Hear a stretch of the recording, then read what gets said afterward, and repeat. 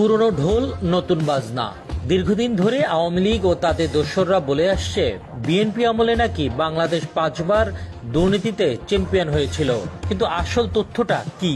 তথ্যের ভিতরে ঢুকলে দেখা যায় এর পেছনে রয়েছে ভিন্ন গল্প।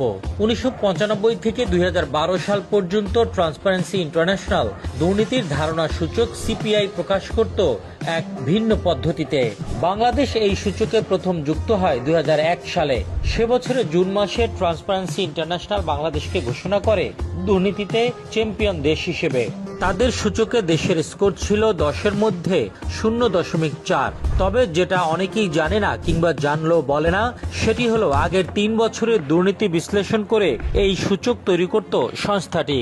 অর্থাৎ হাসিনার শাসনামলের ৩ বছরের দুর্নীতির কারণে ২০০১ সালে দুর্নীতিতে চ্যাম্পিয়ন হয় বাংলাদেশ।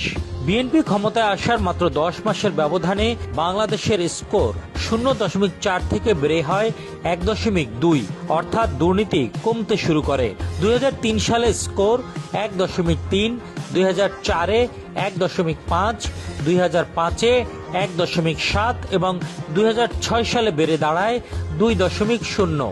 অর্থাৎ বিএনপি আমলে দুর্নীতি ধারাবাহিকভাবে হ্রাস পায় এবং বিএনপির সময়েই বাংলাদেশ দুর্নীতির চ্যাম্পিয়ন তকমা থেকে মুক্ত হয়ে তৃতীয় অবস্থানে উঠে আসে। তাহলে বাংলাদেশকে দুর্নীতির চূড়ায় তুলেছিল কারা? উত্তর একটাই, আওয়ামী লীগ। আর দুর্নীতি কমিয়েছিল বিএনপি সরকার। তবু এই তথ্য বেশিরভাগ গণমাধ্যমে আসেনি কখনো। প্রোপাগান্ডা ছড়িয়ে মানুষের মনে গেঁথে দেওয়া হয়েছে বিএনপি আমলেই দুর্নীতি ছিল চূড়ান্ত রূপে। বাস্তবতা বলছে সম্পূর্ণ উল্টো কথা। গত ১৫-১৬ বছরে ব্যাংক লুট হয়েছে, $200 বিলিয়ন পাচার হয়েছে, বিদেশে তৈরি হয়েছে বেগমপাড়া, পানামা পেপারসে এসেছে মন্ত্রীদের নাম। আর হাসিনার সরকারের সময় তৈরি হয়েছে মাসের রাস্তার ইতিহাস। ইতিহাস সবসময় নীরব থাকে না, এক সময় সত্য ফিরে আসে আর মানুষ তখন বুঝতে পারে কে দেশকে এগিয়ে নিয়েছে আর কে শুধু প্রতিপক্ষকে দোষ দিয়ে নিজের অপরাধ আড়াল করেছে।